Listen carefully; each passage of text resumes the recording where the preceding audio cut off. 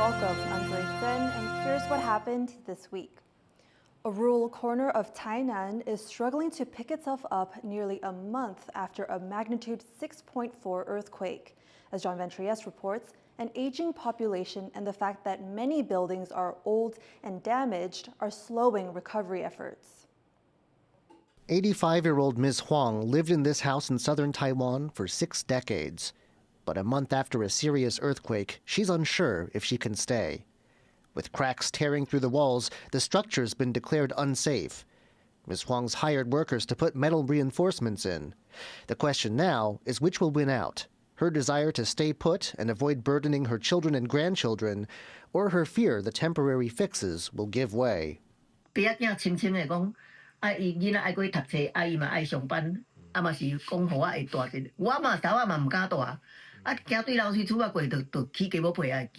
This is now a fairly common story here in Tainan's rural Nanxi district. The buildings here tend to be old, predating modern regulations, and the people who live in them are aging too, with nearly 30% of locals 65 or older, leaving many unable to do repairs or make new living arrangements themselves. Ms. Lee, also 85, has seen her house declared unsafe too. Her daughter has come back to Nanxi to look after her, but so far the two have had to live in a tent, as landlords aren't keen on having a senior citizen as a tenant.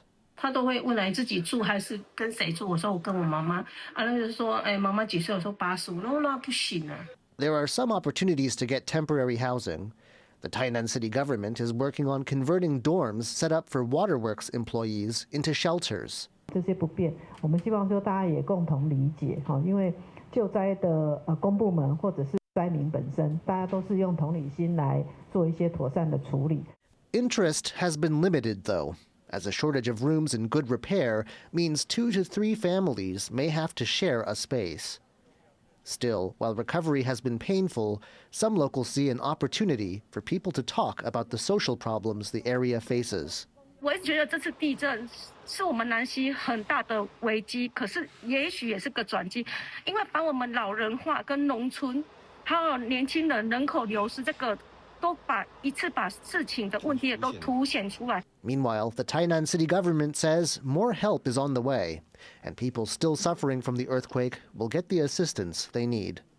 Luffy Lee and John Van Trieste for TaiwanPlus.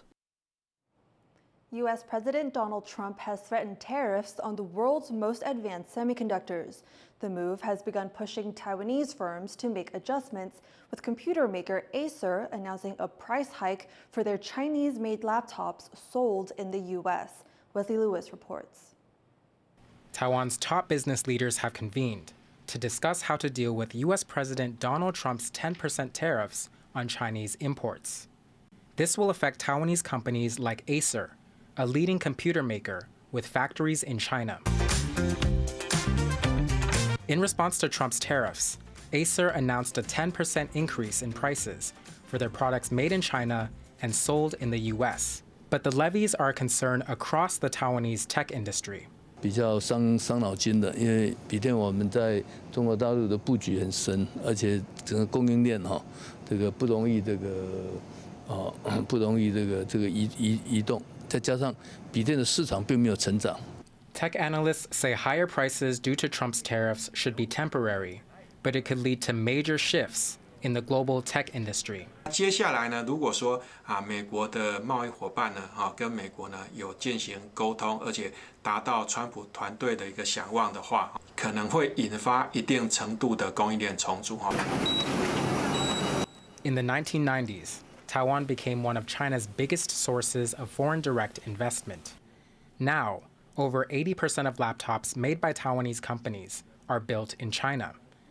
Taiwan's Foxconn, the world's largest contract manufacturer of electronics, has its biggest facility in China, while other major Taiwanese tech manufacturers like Asus, Acer, Quanta, Inventec, Wistron, and Compal all have factories in China. Last year, Taiwan tech companies began plans to move some of their operations to the U.S., a policy that industry leaders intend to accelerate due to Trump's new tariffs on China.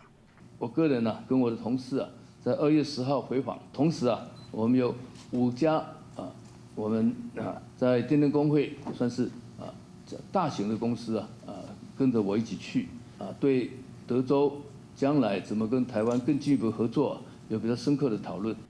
Last week, Taiwan President Lai Ching-te promised to encourage more Taiwanese companies to invest in the U.S., following Trump's announcement of separate possible levies on Taiwan-made semiconductors.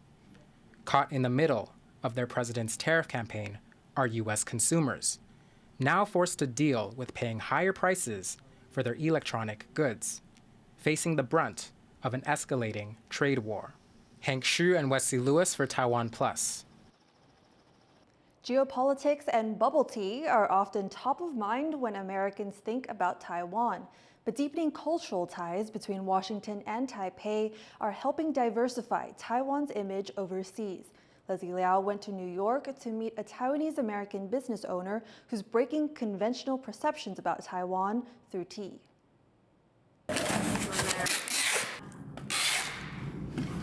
It's been a long day of work for Elena Liao. She's spent the day sorting through her merchandise and getting it fit for the shop floor just before the busy season. The Taiwanese-American runs a small tea business in New York City from her Brooklyn warehouse. All the teas are from Taiwan. We have, I would say, like 30 to 40 kinds regularly throughout the year.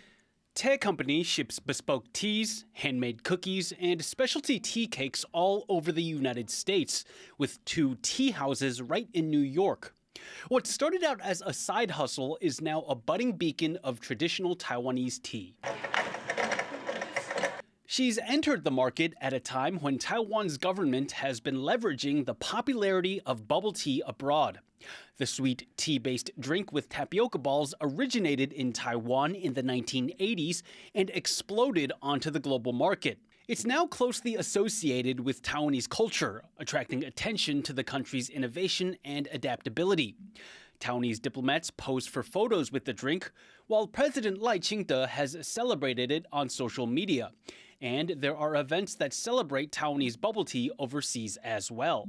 It also features prominently on souvenirs like keychains and even the country's 2024 Olympic pin. Bubble tea can be really good for resonating with the audiences that do care a lot about bubble tea and hopefully widening, the perceptions around Taiwan, acting as an entry point for people to learn about Taiwan. But at the same time, it's not going to resonate with everyone. So it is good to have different types of products that can circulate and see what resonates with different audiences. With the drink so popular on the international stage, Elena says she's not trying to break into the already saturated market, but offering something closer to Taiwan's traditional tea culture, something slower and more deeply rooted in the country's history. These teas are way too expensive for anything that has to do with bubble tea or those big bubble tea-like beverages. And so these are what they call like old people tea in Taiwan, like the one you would brew, and that's our tea. And she's found there is a market for her teas in the United States. And so we start to notice that the teas that really resonate with people are actually the same ones that had resonated with people in Taiwan for generations. And if you really think about it, it's logical. It's been through, generations, centuries of product testing, right? But Elena's company doesn't just import tea from Taiwan and sell it as is.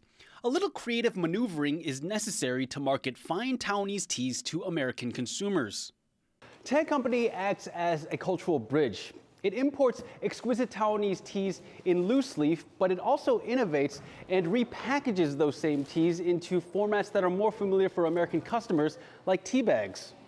At a time when Taiwan is making headlines for its fraught relationship with China, Elena's products offer American consumers a different taste of the country.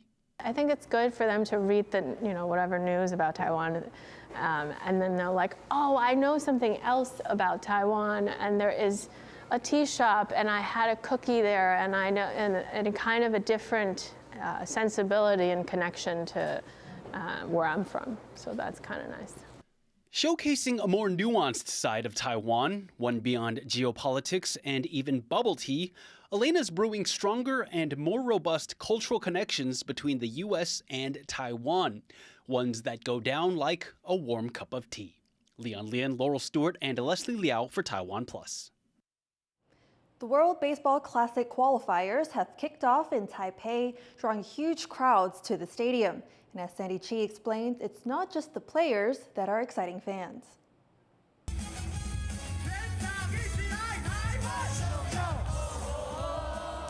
Igniting the crowds and pumping up the fans. These are Taiwan's baseball cheerleaders, who have been a fixture in the sport for over a decade. And at this warm-up game ahead of the World Baseball Classics qualifiers, they're cheering on Team Taiwan, competing under the name Chinese Taipei. 就是我们要用我们的热情，然后感染球迷，把我们全国的心都串在一起，然后一起为中华队继续加油。The cheerleaders are responsible for getting fans invested in the game, making everyone at the stadium feel like an essential part of the match. 我觉得啦啦队是可以带动整个球场的一个活络气氛，这个氛围我觉得是大家喜欢的，然后大家会跟着一起跳啊，然后一起也会有很多人想要看他们。可以带着大家一起跳舞啊，很热血，带动气氛这样。Cheerleaders were first introduced to Taiwan's baseball scene in 1995, known as the Budweiser Girls. They were foreign models who helped sell drinks at games, but they weren't tied to an individual team. Then, in 2004, the Samsung Lions, a South Korean baseball team, brought their team's cheerleaders to Taiwan for an exhibition game, creating a sensation. 他们那时候是已经用电子音乐在播放，然后很欢乐，这样就有点像你走进棒球场，很像进去一个游乐园这样子，是可以大家一起舞动啊，然后一起跳舞。This inspired Taiwan to form its first homegrown cheerleading team, the Lanu Girls, setting the stage for cheerleaders we see today. Taiwan now has over 100 professional baseball cheerleaders, but becoming one of them is no easy feat. The selection process is rigorous, assessing candidates for dance skills, social media management, and most importantly, the ability to be approachable and engaging. 我觉得首要就是要非常的跟观众是没有距离的。就那怎么样叫做没距离？那就可能就是笑容。对，你的笑容一定要感染到别人，觉得啊你好亲切，然后想要跟你可能多看你一眼，或是多跟你交流，然后或者是你用你的笑容去吸引他们一起跟你应援，这样我觉得是亲和力啦。And once they're on the team, there are more challenges to come. They undergo intense training and have to memorize at least 50 chants for different players. 刚进来的时候会比较辛苦一点，因为刚进来的时候你要记很多的舞蹈跟应援，然后每一个球员都有自己的应援曲要记，就是刚进来的时候要学比较多。And to stand out among the cheerleaders in Taiwan and get more fans and possibly sponsorships, they need to find something extra. 我觉得现在的女孩真的比较辛苦，因为她可能就是样样都要会，对，就是又要会唱歌，又要会跳舞，又要会跟粉丝互动，然后还要有时候要直播要讲话，然后又可能还要主持，对，就是现在比较辛苦啦。For the World Baseball Classic qualifying games, cheerleaders from across the domestic league were chosen to form a special squad called the CTMAs. They'll be priming the crowds to support the national team. These cheerleaders may not be the main characters on the field, but they definitely electrify the atmosphere at the stadium. No one can deny that they play an important role in Taiwan's baseball popularity. Devon Tsai and Sandy Chi in Taipei for TaiwanPlus. Thank you for watching. Here's what happened. You can visit the TaiwanPlus website or follow our social media for more of our stories. Finally, let's celebrate the 50th anniversary of this elephant orphanage in Sri Lanka. I'm Joyce. Have a good weekend.